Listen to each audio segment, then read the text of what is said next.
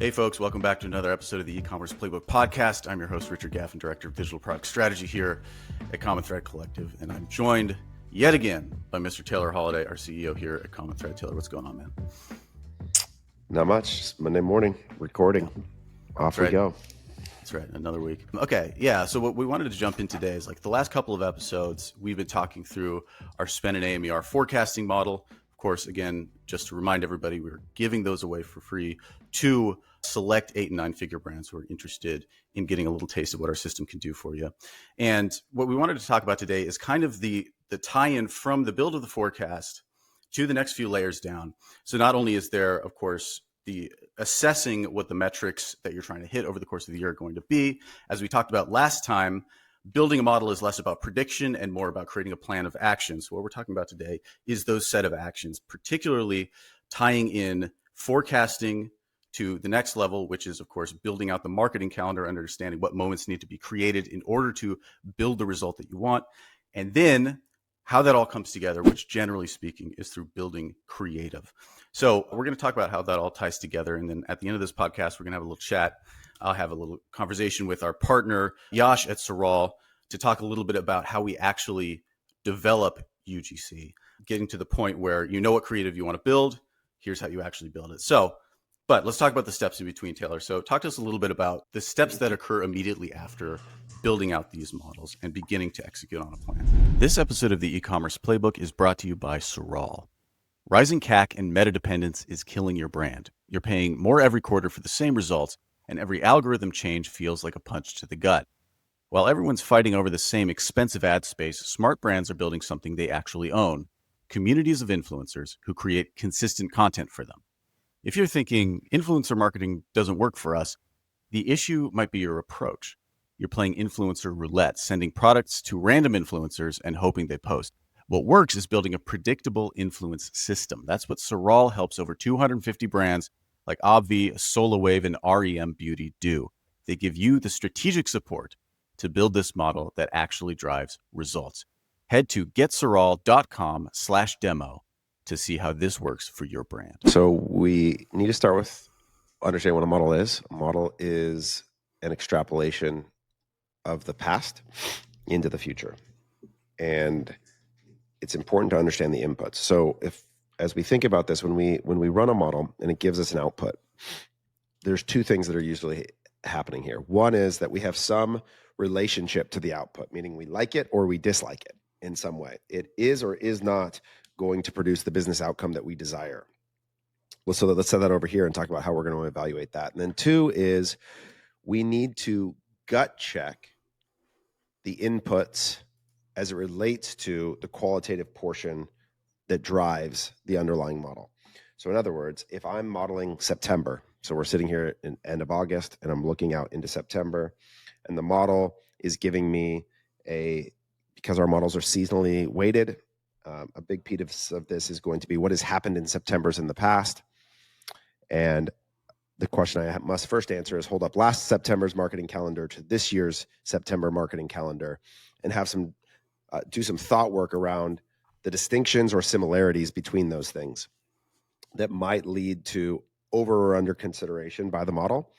And so there's this like very human qualitative portion related to the modeling. Now we're trying to turn that into a quantitative exercise through the event effect model. But for now, in many cases, especially for the listeners, there's just literally like sort of holding them side by side and going, that sale we launched last year, the product release, that PR hit, that influencer post, whatever it was that drove the results in that period, are they going to be replicated? And if yes, great, and it's all the same, and I like the model output, that's the easiest version of it, but it's also the most unlikely scenario. What's likely true is that there are distinctions in the marketing calendar year over year, and or I don't like the model output and I'd like to overperform what the model's telling me. And this sets up now the next exercise, which is to start to begin to build a creative production plan that affects the outcome in a way that helps us to drive towards it. Okay, well, let's speak to that now, because one specific aspect, I think, of our system that's particularly useful is notwithstanding the actual even creation of the production of this creative itself, it's developing an understanding of actually how much creative needs to be produced. And we've spoken to it a little bit, this idea that there's some correlation between the amount of spend. I mean, there's an obvious correlation between the amount of spend you need to push to hit the number that you want to get and the amount of just the raw amount of creative that needs to be made. So talk about that step kind of. Well, it's really, this is actually really important to distinguish that what you just said may or may not be true. And okay. Why is because if you're using highest volume, then your spend is just simply related to the budget that you set and is completely disassociated from creative, right? It's just a matter of putting the numbers into Meta and pressing go, and you'll spend as much money on as few ads as you want. There's no relationship. But in our world, in many cases, there's a constraint related to some sort of cost control mechanism, whether that's target ROAS or bid cap, cost cap, whatever, that would hold in tension the efficiency and volume. And in that scenario, we have to begin with this sort of unpacking of the job to be done on the creative side. And that exists in a few different places. One is this question of what is the ad account currently spending?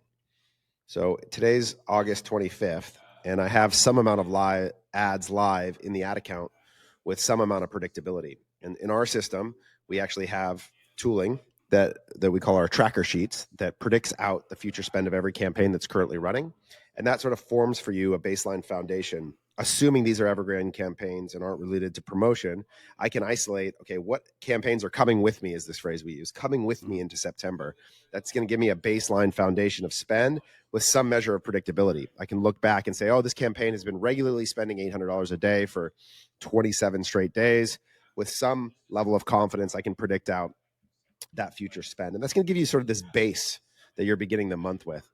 And then on top of that, then is the job to be done. It's the gap between the media budget that I desire and the existing base of spend that's already in place. And so I have to figure out how to fill that gap. And the ways in which we do that are, one, we go to the marketing calendar events. So we say, all right, on top of this evergreen, we have a Labor Day promotion. On that Labor Day promotion, we're going to spend, X dollar increase. And so that's going to be Y amount of ads. And so we're going to sort of use the calendar moments as the next tranche of creative ideation and planning. And this is where, depending on whether this is a novel promotion or calendar moment, in other words, has it been run in the past before, it's actually sort of the hardest part of determining the amount of impact this moment has the potential to create. And you'll hear people use these phrases like it's a tier A launch or a tier B or a tier C. So let's just assume that if you've run the sale before, you're going to use a historical reference to the amount of impact that it can create and use that to frame up what to do. So we'll use that. But the harder question is, it's a brand new thing I've never done before. And this is where there has to be usually this is driven by, what do I need it to do? Meaning, how much inventory exists for this thing? And therefore, how many units do I need to move? How many are going to come through paid media? And so how much spend needs to exist here? And then you're sort of solving for what you need to be true relative to the media and how much creative is going to support that demand creation. So that's like the next set of things. And then this third thing is usually now incremental evergreen for the core SKUs that are underrepresented. And one of the cool things that we're working on right now is we just started building this, we're sort of like a SKU HQ, like a home for all of your product related data about spend and revenue at a category and product level. And one of the things it's intended to help us highlight is we've come up with these sort of tags or labels for different products as this is a hero SKU. In other words, this is driving a lot of your net new customer acquisition. And we've started to look at revenue by new and returning customer by SKU. And then we looked at efficiency of spend versus volume and found some things that are opportunities. They're underrepresented in the media mix where you're moving volume on the SKU, but you're not advertising it, or vice versa. Maybe you're over advertising and it's inefficient. And so we're trying to find and surface offer opportunities. That's really what that's about. It's what are the offers or products then that on top of this base of evergreen running stuff, marketing promotional, what's that next tranche of opportunities that we can layer into the ad account, plan those launches, tie it to a unit of creative production, and get set to build the account. Yeah. So what we're talking about is an additional couple layers of clarity in a world that generally is pretty ambiguous, right? People come in and they have some understanding that they need to make more creative. But that can kind of mean anything. And a lot of the times it's, we made 50 creatives. That does feel like a lot. So that's got to be a lot. But really what we're saying is the numbers are telling us that you need 200. Yeah. And that's just a different thing, right? Well, yeah, and more and more, I used to have this real deep ambition to be able to predict the exact number of ads required, but what I want instead is to force people into a thoughtful planning exercise around what they believe is representative of more than enough. This is the phrase I like sometimes, is that I think that if we launch all of these things, it would be more than enough. Yeah. Because so often what I feel like the problem is that there's like an insufficient amount of things. And so you're always desperate. And so the lever you get drawn into is lowering the expectation of efficiency for the sake of getting to your volume. You take worse performance than you want because you just didn't have another option. A media buyer is stuck. They don't have another campaign to launch. And so what I want the plan to represent is excess. Like, how great would it be to say, you know what, we don't need that campaign. We don't need that email. We have more than enough. And so when I think about the plan, we really want to get down to, and this is where the challenge is, and I think brands have to take on a deeper commitment to creative planning, is that we need to know before the month starts where we expect every dollar to be spent, what day every campaign is going to be launched is, how many ads that campaign's going to contain, and you're going to have that before you begin the month. And to the point where you actually have 4 campaigns in our, what we would call ad log, that you're like, we actually don't plan to launch these, but when the inevitable happens, that one of these doesn't work the way that we think it does, this is where we'll go. Or in the event that one of these outperforms what we want, these will be the first ones next month. Like, so your backlog and creative plan should actually be in excess of the need. And I think this, a lot of times we like build to the exact expectation as if we know for sure what's going to occur. And what I see instead is that we often just need to plan to be wrong. And that's actually what great execution, this is how you forecast accuracy, is you plan for the inevitable incorrect expectation. Right. No, that makes sense. So yeah, so it's not about basically predicting, again, not about predicting exactly what's going to happen, but getting closer to the mark. Like, it's much more likely that you'll need, let's say 200 than you'll need just 50 or whatever. But then on top of that, also planning to overshoot, planning for excess, all that type of thing as well. So there's no scrambling at the end, basically. Yeah. So one, if you just go through the work of what is everything I'm going to launch, how much spend do I have, you're going to hone in on a general understanding of the problem. And that is like a really important step. Remember, like, all models are wrong. Some models are useful. They are useful if we can understand where we are wrong and course correct. Follow that framework. All models are wrong. Some models are useful. They are useful if they allow us to understand where we are wrong so we can course correct. To understand where you're wrong, you have to have an expectation, and an expectation that you can see right from the start. So that on day one, and this is something we hone on all the time, everybody should be right about how much to spend within a very small margin of hour tomorrow. And then the next day should be a little bit harder. And then a week from now should be a little bit harder. And then 3 weeks from now is probably a lot harder. But the question is, on day one, how sure can you be? And then when you go to launch new things, you layer on wider margins of error. And so you need more room for flexing because you're likely to be wrong. But the faster you can see it, the quicker you can reintroduce something new, make an adjustment, and fix it. And so that's the plan is to be wrong. We're going to plan to be inaccurate, and we're going to know what we do when we're wrong. And so having this set of campaign ideas, or even net new ad refreshes, if we think, hey, this campaign might fatigue, we're going to reintroduce new creative on a regular cadence into this thing to help it expand, whatever it might be, allows you to just begin to build the system that there's never this moment. The moment you should look for that signals to you that you have an inefficient campaign and creative production process is the, oh shit, we're underspending, now we're starting ideation. If you are starting ideation at the moment that you're off course, you're screwed, because that process just isn't fast enough to close that loop. The second you're off course, you should go, okay, I have this thing ready to go that I already ideated and was being held back for that moment. Right. So actually, that kind of connects nicely to that third point that you made, which is around, I mean, essentially what we used to, or maybe still do, call merchandising the ad account, which is to say choosing the right products to sell. But part of what it strikes me that also enables is just more options, right? Like in the ideation period that needs to happen, a month out or whatever the case is. if you're kind of running up against a wall about, well, what do we advertise here? If you have this set of data that reveals like, actually, this is like a really underserved product right now, there's a huge product opportunity or offer opportunity, then all of a sudden, like, you've unlocked this entire other world of ad creative that you can make, right?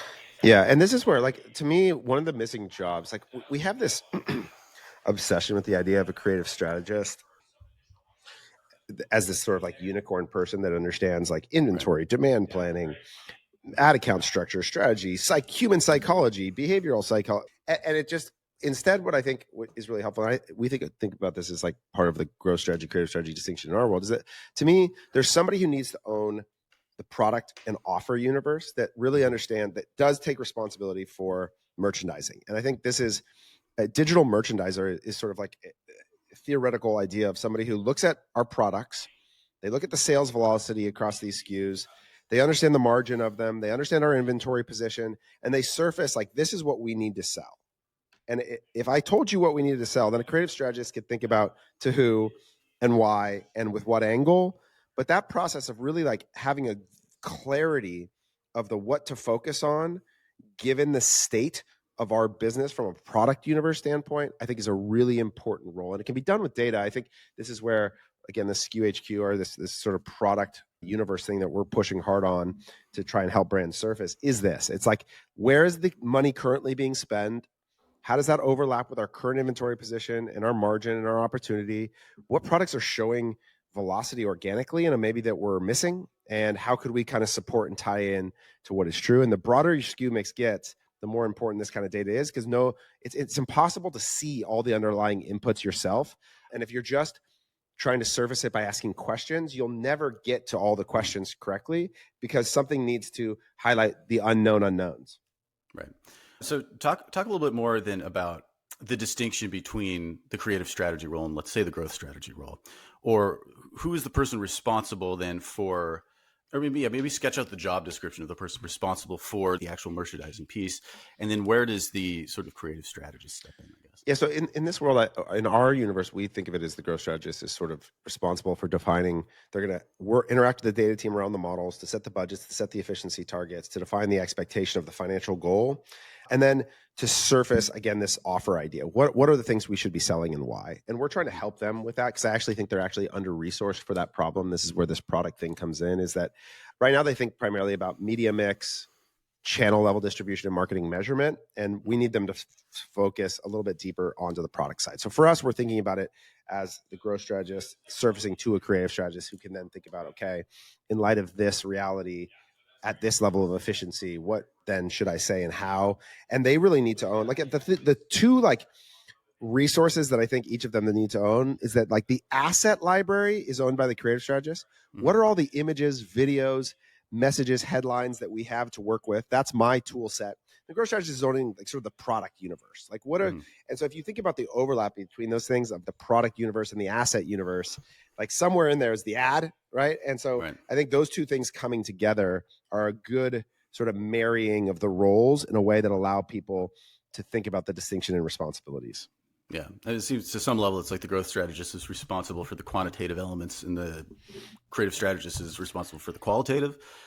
Is that fair or is it too simplistic? Well, I think there could still be quantitative work to be done for the growth strategist around which audience and why, which angle and why, which asset type and why, which, format and why. So that there still is this sort of data loop there. I think it's a little bit fuzzier for sure than we have X units of Y SKU, and therefore are this aged inventory we've got to move now. That's pretty objective. That's a little easier to get to quantitatively. So I think it's fair to say that they bend in those directions, quant and qual, but they definitely still share a little bit of each sometimes. Okay.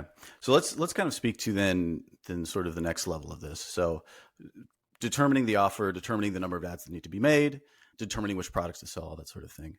When it comes to the creative production tier of this, how have we been thinking about that at CTC? Because I mean, we're talking about volume enablement a lot. It's the primary problem to solve. Yeah. It's the primary problem. So here's a thing I've come to believe is that there's such an emphasis on this idea of diverse ad creative. I don't think individual people are actually really capable of this. I think it's actually counter to the idea of one person diverse thought is sort of like, it's counterintuitive. We're so biased by our own experience and worldview. I don't even just mean our own experience, our own learning set, what we've been taught, that one person will produce. I think if you think about the total universe of diversity, they'll provide a slice of it. And so one of the things I've really seen that works for the people who do this best, it's not one producing many, it's many producing one. Yeah. So I think this is where the creator thing becomes such a huge unlock, is that is a much more powerful mechanism for diversity, is to hand your product to a bunch of different people and allow them to create out of their own. You're more likely to get a diverse set of messages than asking one person to try and create a bunch of stories. And so I think what I see the best brands doing is they don't think about trying to build a single production pipeline. They have many production sources. They have creators, they have an in-house team, they have agency partners, they have partnership ads, they have this like network of people that are contributing to the creative pipeline, because to produce diversity requires diverse production. And I really think that. And so I think that the best brands that I see this doing well are sourcing their net creative from many different production sources. Right. So unlike the old model of sort of, we have our stable of 3 or 4 graphic designers or whatever who just are cranking things out. We're talking about this is the guy who makes stills that look like this. This is the guy who makes, cinemagraphs that look like that. This other guy makes cinemagraphs that look like this. These creators make UGC or whatever. So like you're sourcing the different types from various people essentially, right? Yeah. Like I think it's funny. I'm trying to decide I'm trying to think about the idea of buying art for my home. Sure. And I don't know a lot about it. So I'm just trying to learn a little and understand and look up artists. And the reality is that as you get into this world, when people are free to create and to develop like their artistic style, like they develop a style that you can usually put them all together and go, oh, that's a person X, And I think that's true of designers, even when they're role playing or cosplaying as someone else, they still tend to bend towards their perspective. And some probably are better at really this, you give me a brief and I can just create whatever you want. But I still think that you're going to run into that problem. And so, and in-house tends to be like same thought. And there's like power to that. What in-house does, it creates consistency. If you want brand consistency, you'll get that out of a same group of people. They're likely to create. So what happens is like somebody finds a designer they really like and they think it's on brand, and that person becomes actually like the sole creator of the same idea that gets appealed to. But it creates this opposite problem to the diversity idea, which is that it's like at conflict with something new and different. And so you end up in this small band of performance all the time, and it's on brand, it's same, but like it's kind of stuck. And so a big unlock from that is diversify the creative production process. And I think that's a more helpful phrase for people than saying diversify your creative output. Like, so I think this is something like, I have a quote coming out from Meta pretty soon because we were talking about this idea that they talk about this phrase a lot. And I think it's really not helpful. I think it is much better to say diverse creative production than it is to say diverse creative generally. And so I think that's the key to think about.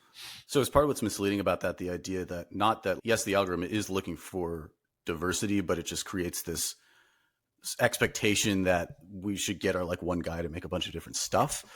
But at the same time, the differentiation is still key, right? Yeah, for sure. And I think what it's actually driving like this underlying market change in the way that creative is sold actually is that what's happening is that brands are looking for like disposing the production risk onto a bunch of different sources where they're willing to pay variable rates on media, I think sometimes for creative, because it allows them to source a lot of different things at a lower initial upfront cost and take advantage of the opportunity of getting diversity in the ad account without having to risk all the cost upfront to determine which one will work, which nobody feels confident doing. So it's interesting to watch the way that this dynamic is playing out, but it's definitely true that more and more brands have like a multitude of creative sourcing.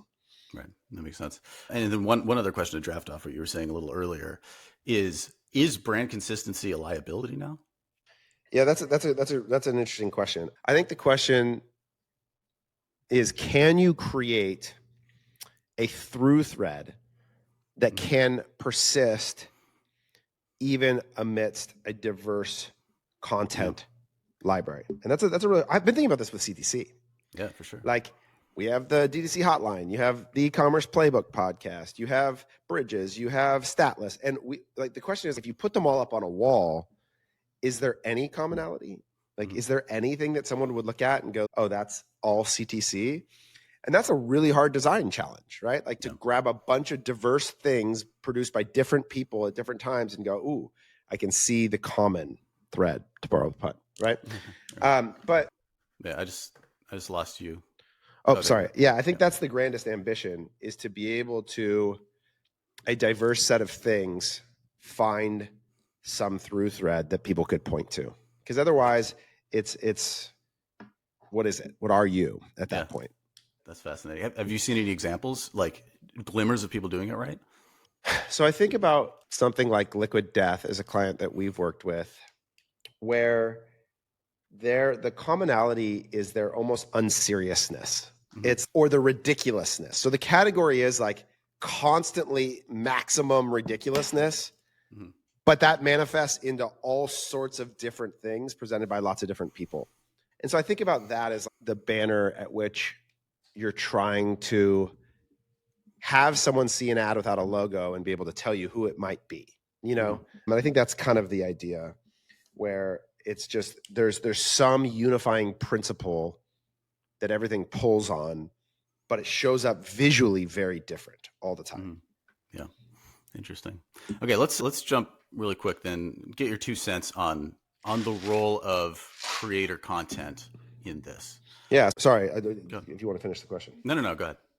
I think it's the ultimate way to accomplish what I just described, which is that, again, it's the one person making many ads or many making one or four, right? And I actually think that, like, having 50 people, all who are creators, they speak the native language of the platforms that you're going to be advertising on, communicate in their unique way, meaning with little limitation of direction from you, is going to produce for you the best end result.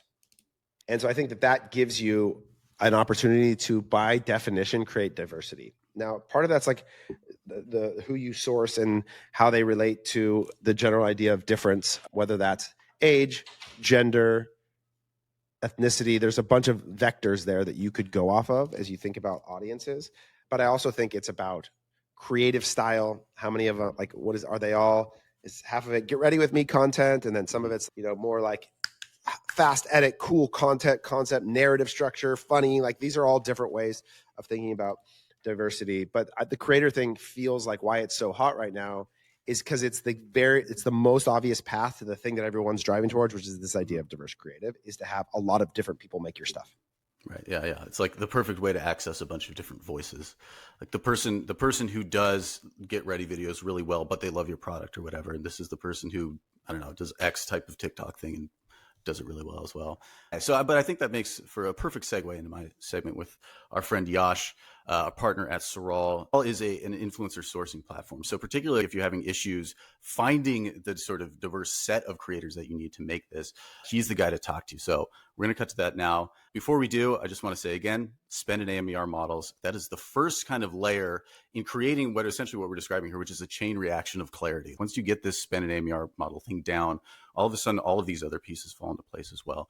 So hit us up, commentthreadco.com, hit that hire us button. We would love to chat with you. But yeah, let's go to my conversation with Yash right now. I'm really excited to be talking to Yash Chavan from Sorrel, which many of you will recognize if you've listened to this pod for a while. They've been a partner with us for a long time. And what we're specifically interested to talk with Yash today about is just a little bit about influencer marketing. Now, I know there's been tons of interest in this recently, especially with some discussions we've had on the pod around the absolute importance of sourcing the right kind of UGC for your brand. And we talk about how creative is the most important thing all the time, but we're at a point now where creative really is the most important thing. And what Yash is going to talk about today is a little bit about his platform, Sorrel, and a little bit about kind of how they think through influencer marketing. So welcome, Yash. We're super stoked to have you on the podcast. How are you doing?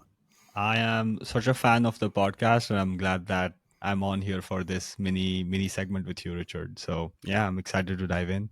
Cool. We're excited to have you. So let's get straight into it then. So why don't you kind of kick us off telling me just a little bit more about yourself, about Sorrel, and kind of what that is.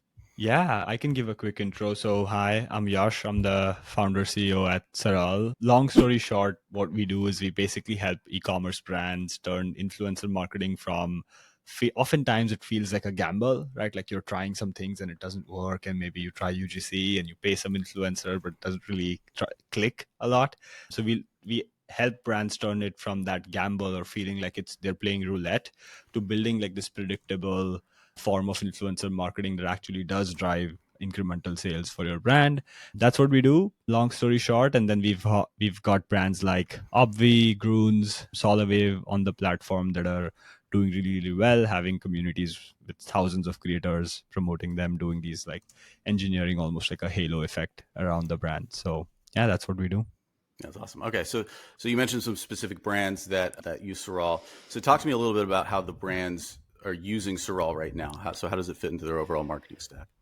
Yeah, I think what a lot of these brands, and we work with over 200 just like these, and what they realize is that DDC growth has changed, especially over the last 5 years, as you guys keep talking about on this podcast so much, is that there used to be a time where, times were simple, right? The good old days of DDC where you could just run some Facebook ads and just spend more to make more, right? But when you try to do that now, your CAC keeps going up, your ROAS is sort of plateauing, or you're having to do discounts and you kind of feel like you're being commoditized because there's so many competitors doing similar things. You can't just spend more to make more on paid media anymore. And these brands get that. So what they're trying to do, and what I've learned from my conversations with them really, is they understand that with performance creative or with paid media in general, you're always targeting people who are in market, right? You're targeting people that are in that sort of 3 to 5% of your market that's looking to buy right now. So what these brands want to do is they want to target they have the performance motion for sure, and they want to perfect that, but they also want to have a brand motion that's taking people that are out of market and moving them in market. Now, how do you build that brand motion? You sometimes, back in the day, you used to build that with PR or with TV ads or something like that. But now where the attention is on social media, is with the creators. So what these brands are doing is they're almost working with these creators, building communities of hundreds of people that actively promote them, and generating almost like halo effects around the brand. So when I take these names like Groons or Obvi or Solawave, you kind of instantly recognize who they are because there's so much social proof around them. And that's sort of the effect that Sorrel helps them manufacture almost through our predictable ways of building influencer programs. So yeah, that's how some of these brands are thinking of influencer-led growth. That's interesting. So it's essentially a version of awareness marketing, but via influencer content. Correct. Yes. Yeah. Okay. So talk to me then about, so you obviously mentioned some specific brands, but a lot of the brands that listen to this podcast aren't necessarily in a position, or rather they're kind of at the beginning of their journey with this. Or one thing that I hear all the time is they just have a difficult time building the kind of influencer UGC creative flywheel that they need to build in order to get off the ground with meta ads, because the amount of creative differentiation and volume that you need, the demand has become so intense. So talk to me about how brands that you work with and maybe how the Sorrel platform specifically helps brands kind of start their own in-house or start their influencer marketing efforts. Yeah. And generating UGC creative is definitely one of the greatest sort of ROI levers that a lot of brands overlook, because sometimes you would just focus minutely on, let's say, affiliate revenue or sales, but you ignore all of the amazing content you're getting that you could maybe whitelist or download and reuse it as an ad and so on. So there's definitely brands building those creative flywheels. And I agree. Like, I think even a couple of years ago, it used to be difficult. We've had brands that have signed up to the platform that had like teams of 2 or 3 people spending 30 to 40 hours a week running influencer programs, building these flywheels. But then now we have the same exact brand. Maybe they've cut the team down to 1 person spending maybe half their time or even less than that, 7 to 10 hours a week on an at scale influencer program. And they're able to do that because Sorrel especially helps them do a lot of their discovery. I know you mentioned finding influencers is one of finding the right partners is one of the key things that you need to crack. We help them do that because our search engine is able to surface the right people for them. They're able to reach out in bulk. They're able to manage everything in a streamlined CRM. So everything is very easy to manage, and they can respond to creators fast. And especially in the last month or so, it makes me excited to say this is we've launched an agent. Now everyone's going agentic. So we've launched an agent called SIA. So it's called Saral Influencer Agent. What it does is it does most of this work for you now. It can find it. You have to train it a little bit, but it can find the right brand fit influencers. It can craft outreach for them. It can respond to them, answer FAQs, come up with creative briefs, stuff like that. It's able to do. So we've like trained a custom LLM, not a GPT wrapper, but an actual custom LLM based on all of the data we had over the last 3 years. I mean, the agent does a lot of the work for you. So a lot of brands are coming now, especially in the last month or so, and they're spinning up programs in a week, especially with the AI. So yeah, it used to be very hard. It does take work. It's not a plug and play channel, but it's gotten a lot more simpler in the last couple of years, and especially in the last 6 months with some of the AI stuff that we're building. So yeah, that's awesome. Yeah, I mean, yeah, it sounds like a night and day difference between going on, I don't know, Instagram or whatever, and just kind of randomly searching for influencers to having the AI agent actually trained on kind of like your brand and being able to actually go out and find. Correct. And you're saying brief or at least outreach to the, so it personalizes outreach. It's quite unique. We're still tweaking it. We're still learning. It's a little bit of a black box because it's AI, but it's very interesting what it's able to accomplish even at this sort of nascent stage. So yeah, that's awesome. Okay, so then another question that we often get around influencer and UGC and that type of thing is around measurement. So talk to us a little bit about how you guys are tracking and measuring influencers, and what's your overall recommendation in terms of actually tracking those like discount codes, tracking links, or is there more to it? Yeah. That's a really good question because measurement is so hard. It's almost the bane of my existence now, because as somebody who runs an influencer platform, we want to show as much ROI as possible, right, to our brands. But funnily, like for example, when you log into Klaviyo, right, the first thing you see is like, hey, you made like $15 million or whatever from Klaviyo. But then is it really Klaviyo? Because it's like double attribution and the lead actually came from Facebook ads and so on. It's that for us, but the opposite. And generally with influencer marketing, measurement is so hard because, like you said, yeah, you can use links and discount codes to track, but that really only, there are studies around this, but they only track around 20 to 25% of the impact that influencers drive. Because there's so many. How do you track, for example, when 5 influencers post, people see all the 5 posts, but use one person's link to buy? Who really drove the sale? Right? Maybe like on the link attribution, the last person drove the sale, but then the other 4 generated all of the warmed you up. And so it's very, very tricky. But then Saral has some built-in sort of full funnel measurement systems. We call it Pulse, that can basically show you, hey, here were the impressions, here's the traffic that came from these impressions, and here are the sales.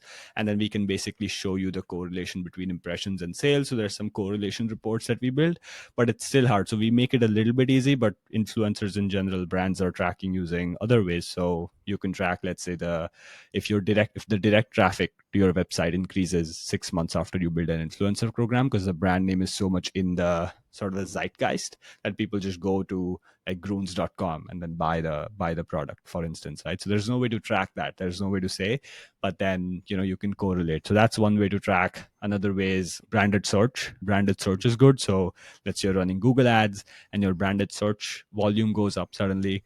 That's a really nice indicator that influencers are driving the awareness and people are searching for the brand name because they just remember it. And in the long term, I think the main sort of deliverable beyond the UGC and the affiliate sales and so on, really on an org level of influencers, is your blended CAC reduces, right? So like in 6 months, 9 months from now, because there's so much awareness, you're not having your ads and your performance marketing does not have to work as hard as it did before. So your blended CAC goes down over time. So that's one of the important metrics that we advise all of our brands to track whenever they onboard with us. So bunch of ways to track. Affiliate links and discount codes are definitely one you should do it, but they're not the complete picture. So also look at like organic traffic, direct traffic, blended CAC, and so on. So yeah. Okay. Well, no, I think that's a good way to summarize it. That ultimately, attribution is difficult no matter kind of where you're at. But at the end of the day, like the purpose of building this type of influencer network is to bring your blended CAC down. I think that's like a really good way to phrase that. That you're building the organic kind of tranche of revenue, that group of customers, in such a way that you no longer need to rely on paid in quite the same way. Yeah. Cool. All right. So then let's kind of wrap it up here. Where can brands go if they want to find out more about Saral? Yeah, I mean, you can go to, if you're listening to this and you've found some of this conversation helpful, you need maybe you want to speak with me or my team, and you need a consult on how you can reduce your CAC or how you can build this UGC flywheel, just go to getsaral.com. I'm sure you guys will leave a link somewhere in the show notes, but go to getsaral.com, go to getsaral.com/demo is where you can just book in a meeting directly with us, and we can speak with you. Tell us that you came from the Common Thread podcast, and we're happy to set you up with like a special offer or something. So yeah, happy to speak. Just go to the website, or just go to the website. We've got some amazing content on influencer marketing. I know that even Taylor has contributed to some of our resources and ebooks. So if you just need some free content, we have some really good content on how to spin up an influencer program, how to get UGC for free, things like that. So definitely check out our academy on our website. So yeah. Awesome. Yep. Great. Well, appreciate you chatting with us, Yash. And for everybody else out there, obviously this is one of the most important things you could do. It was getsaral.com/demo. Go check that out. As Yash mentioned, we'll drop that in the show notes as well. So you're able to check it out. But appreciate the time, Yash. Appreciate you joining us. Yeah, thanks for having me.